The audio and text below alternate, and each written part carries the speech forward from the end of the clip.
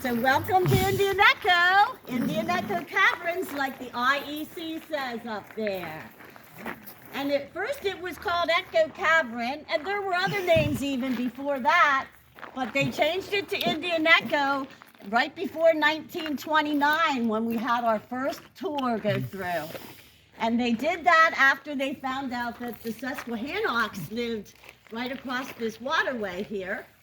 And they wanted to add that to the name when it was called Echo.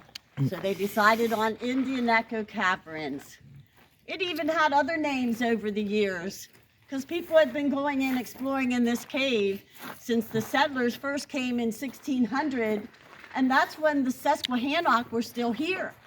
And they lived in villages right across the water over there. Long houses is what they lived in, about the length of this fence that we're standing in front of. One room was all the longhouse was, and it was for an extended family. So it wasn't just mother and father and kids. It was their aunts and uncles and grandpas, all in the one long house. And then there'd be another family in another long house with an extended family. So those Indians were here. The Susquehannock is their name again. And they were here for hundreds of years in their village. And they were here even before that, but were nomadic, living in different spots, different times of the year where they would travel and make campsites. So the Susquehannock were a warlike tribe, and they were also very, very sick from our illnesses in the late 1600s. So when the settlers came here, we brought illnesses that the Susquehannock Indians could not get better from. They had no immunity to our illnesses from where we came from, is where we brought them. So they were getting sick, and they were also fighting wars with other Indians, and they died off by the 1670s. And if you look up the Susquehannocks now, you would see that they're extinct, and they are no longer any of them. So that is what happened to the Susquehannocks. But they were the first ones to see the cave. And they, I'm sure, went in and they noticed the temperature after not too long of a period, because it's always 52 in there. Like if we go in today, you don't notice as much because it's close to the temperature outside. But if you'd go in there when it's really hot out, you'd cool off. Like if the Indians were hunting and fishing, they could put some of their fish and their venison and put it in there while they continued hunting. And so they started using the cave for that, and also for when it was bad weather, they would go in the cave. They did not go deep into the cave and do things where it was pitch black in there and use fire to see. They did use torches, but they stayed near the front of the cave because they were superstitious tribe. So we found relics that they had left, but most of those relics were found over where their village was and up above on the farm. But the ones in front here had been picked up by many, many thousands of visitors after the Indians were gone.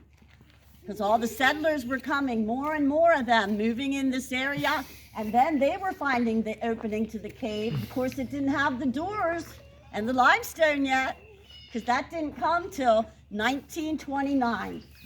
And that's when the first owner got everything ready by and had his first tour. And he worked for 2 years, so he bought the land and the cave that went with it in 1927. And his name was Mr. Beaver. So Mr. Beaver worked really hard and was an expert with rocks and with electricity. So he built the staircase we'll see inside, and he even built he leveled all the floors, and he put stone down. And they are working on getting more stone put down. So if we see anybody come through looking at the floor at any point, that's what they're doing. They're going to have more stone put in where it's getting a little unlevel in there. Because we like to keep it nice and level. So ever since the first owner leveled all the floor and put the first stones down. So 1929 was the first tour. And soon after that, we had the Depression. Because that is when, in 1929, is when the stock market crashed. And right after that is when the Great Big Depression started. So the owner did not have the cave for real long after all the hard work because of the Depression. He had to lock up the doors and stop the tours because he didn't have money, and neither did any of the tourists that wanted to come. And then it wasn't until 1942 that the second owner opened up the cave after the Depression. And the second owner is the same owner today. It is the same owner, but the third generation. And those owners added the limestone around the wooden doors that you see. That limestone came from a barn up on the farm above. And they added the IEC, and they added more lights to show off all the beautiful formations that we're going to see today. So we're going to be seeing a few things that are unnatural when we go in the entrance. I'm going to point out some black soot from fires, because they had to use fire to see. And I'm going to point out some green and black paint that they did graffiti on the rocks in the early 1900s is when that was done, before they had tours. And before they did paintings, they used to carve on the rocks. So we're going to be noticing some of the carvings today. Oh, and the other unnatural thing is there's some plant life. Cool. And a lot of it's been cleaned up this time of year, right before we start the main season for the cave tours. It's been cleaned up, and they know how to do that, but I never did it yet. So I'm not sure how they clean it all and don't hurt the rocks. But now there's only a little bit of plants in there. They grow deep in the dark in there because of the lights, the artificial lights, and the dripping that comes in on the rocks that are getting the plants on them, and also the spores that we carry in on our clothing. So you will notice a little bit of plant life in the front, I'll show you, and you might see a little bit more.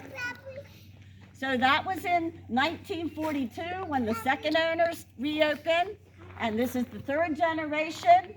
And we're going to head into the cave unless someone has a history question for me before we go in. Otherwise, get out your tickets and I'll collect them when we go down the right side of